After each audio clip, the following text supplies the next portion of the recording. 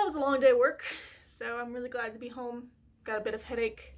Probably could say Taco Bell for lunch. Never a good thing to eat Taco Bell, but man, it's so good at the time, you know? Anyway, I'm really exhausted. I have to go grocery shopping, and I have to wash my dishes, but I don't want to do either of those things, so I'm just gonna sit here and not do those things. And I thought I would actually start maybe like a series that I kind of want to do on this channel, which is basically, I'm calling it Give That Headcanon an A, which basically means that I'm going to be going over some of my favorite, franchises and television series and book series and everything like that, and just go through some of the characters in them and see if giving them a spectrum identity would work for any of the characters, and see if any of that, because I always want to see more of what I feel is my identity. I want to see myself represented more in media. So most specifically for the A-spectrum stuff, I mean aromantic, asexual, a combination of the two, agender, which is kind of just my thing where it's like non-binary or transgender or gender fluid of some kind. So that's my agender, or autistic or ADHD. So those are my A's. And I'm going to go through some of my favorite characters and just see if giving them some kind of A spectrum identity would be a good headcanon. So let's start off with one of my favorites. I don't know if you could see in the background here, but it's Harry Potter. I'm a pretty big fan. I named my dog Sirius, so I thought we'd start off with just the main three, the golden trio, and see what kind of headcanons I can come up with that could actually work for some of the characters that I love very, very much. And I don't get to see enough of my own representation, so this is that. So I guess we'll start off with the golden trio, and I guess first is Harry Potter. So Harry Potter is possibly one of my favorite characters of all time, and I know he's kind of annoying, and he asks a lot of questions because he has to be us in the situation. But if you really get down to it, he is a character. He has his own personality. He has his own, you can't say anybody else is Harry Potter. Harry Potter is Harry Potter. There's no one else like Harry Potter. And so you would think that would be hard to do different headcanons on, but it's actually not true. You could actually do a lot of headcanons. I've read quite a few. Most of the time he's a different race. Usually I read a really good one where he was Indian, and I was like, oh, well, that makes a lot of sense. James Potter was Indian, and he was Indian, and then he had a lot of hard times. And obviously, one of the biggest ones is you make him gay. I mean, that's all over the place. You can't scroll through AO3 or fanfiction.net and not see Harry with somebody, usually Draco. But yeah, that's pretty obvious. So on the A spectrum side of it, what could I possibly give him? And honestly, you could make him asexual and aromantic. You could totally do that. I think the only problem with that is Ginny, and not the fact that he ends up with Ginny, and that's great, because honestly in the movies Ginny is nothing. She's just pointless. But in the books she's actually really cool, and I do like the fact that he ends up with her. But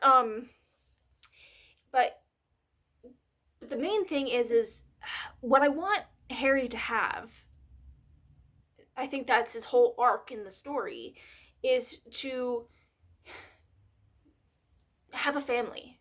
Have a family that he gets. So in that case, I'm not sure if I really want him to be aromantic asexual, because then, we wouldn't have Albus and James and Lily, and I like the next generation characters, even though, it's all kind of all over the place. Cursed Child is ridiculous, but it was super fun to see in person because I did get to see the play, which was pretty sweet.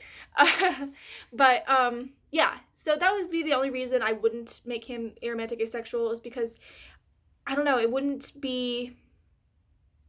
work for his character, in that I want him to have a normal happily ever after, which he didn't get to grow up with. Like, I want him to have family to look after and change how he was raised, and make it so that, I don't know if I'm making any sense, but yeah, just basically, I don't know. Harry's difficult. I wouldn't honestly put him anywhere on the A spectrum if I could choose. So he's probably not going to be one of the headcanons that I give an A to. There is a chance that I could, though, I could make him aro ace, or some variation of the two. So he could just be asexual, or he could just be aromantic. But I don't know. I don't think it would better his character to have one of those. So that's why I am deciding probably not. So let's move on to the next one. Next person, Ron. Ron is misunderstood. I think a lot of people dislike him. He gets a lot of hate. But I think he's kind of like, just kind of stupid, and not stupid, but like, he's just not like, I don't know. There's something about his character that he just seems very like childish, and which makes sense because he's a child, and he's like even one of the youngest of 7, and he's the youngest boy, and so he had to watch all of his brothers just be so much better than him in every single possible way, and so it makes sense that he would have some issues when it comes to maturity. He didn't mature very fast. So, that's the whole problem with a lot of people have with his character, is that he's kind of like rude sometimes, and a little bit mean, and a little bit like, I don't know, like, what do you call that, where you react to something so quickly without really thinking it over? And I don't remember what that's called, but basically I would give him ADHD. Like, I think that's super easy to do.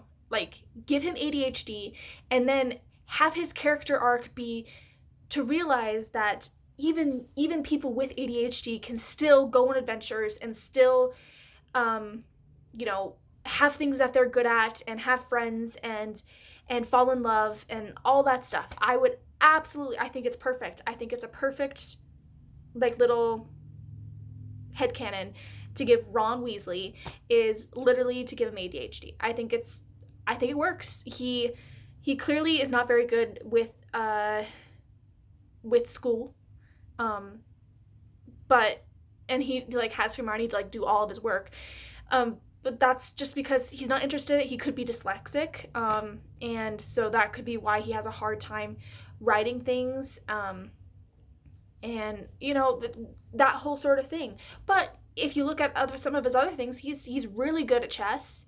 He's extremely good at Quidditch when he wants to be. Like, if he's like really focused, then he could be one of the best Quidditch players in the world. Unfortunately, he has a hard time focusing, and again, like, ADHD right there. I think it's perfect. If it's not if it's not canon, then it's definitely a really good headcanon. I'm totally perfect with it. I think it's perfect. And so yeah, definitely give him an A. I'm on it. Like, that headcanon is perfect A, I think.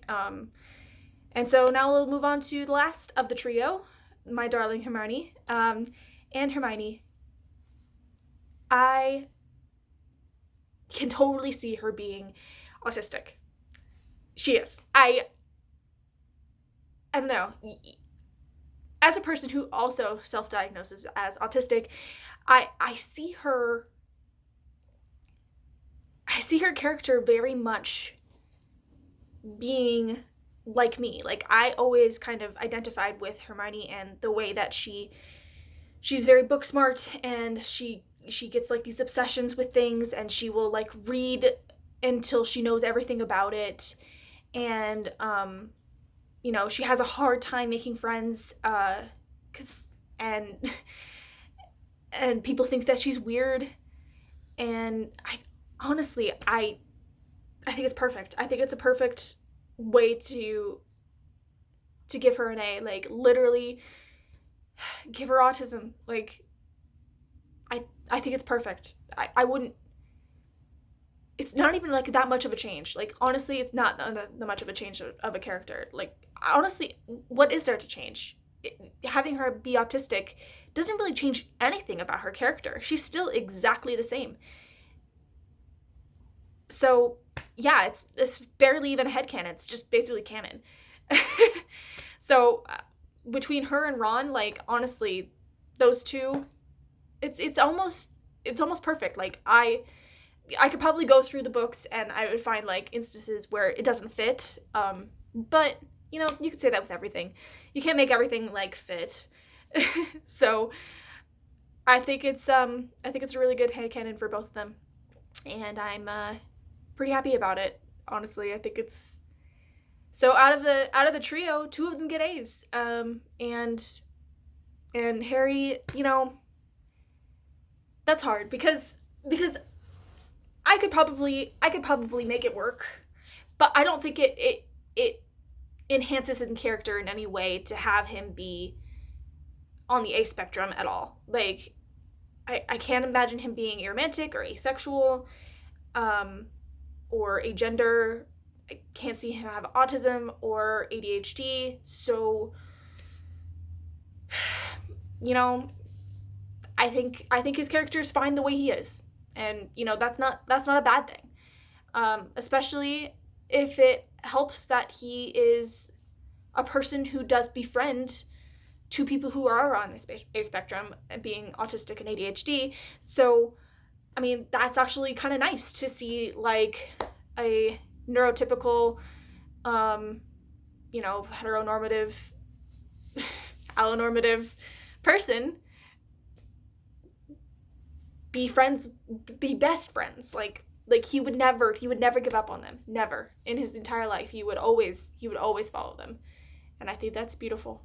So, yep.